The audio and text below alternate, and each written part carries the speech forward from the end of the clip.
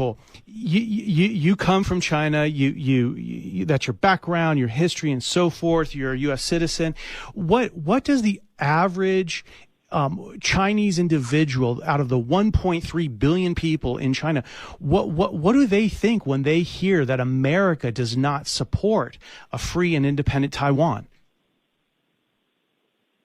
Well, I can speak to, on behalf of all my friends, Chinese friends and people, friends in Taiwan who have always been looking up to America as the leader of the free world. I mean, we're just so disappointed and we're appalled to hear Blinken was saying that the U.S. is not going to support the independence of Taiwan.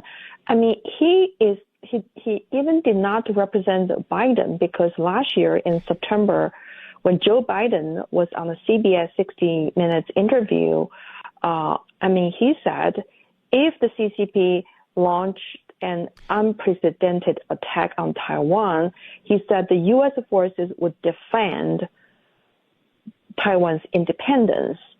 And then when the reporter asked him to clarify if he meant what did he mean by U.S. forces? And does it mean the American men and women in uniform? Yeah. And Biden replied, yes. So yes.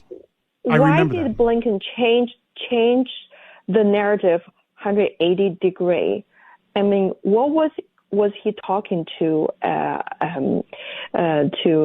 Emperor Xi behind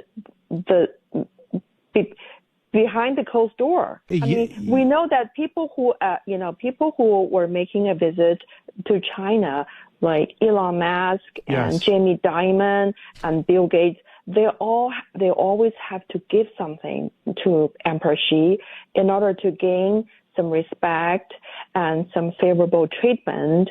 And for example, Microsoft founder Bill Gates, when he was in Beijing last week, he pledged the cooperation and partnership with Beijing. And remember, Microsoft provided the training, like a boot camp, for the CCP's public security forces to surveil the Chinese people on their internet activities. Yes. And Elon Musk, he built one of the world's biggest electrical car factory in Shanghai using the CCP's government-provided subsidy. And Jamie Dimon had more than $20 billion investment in China.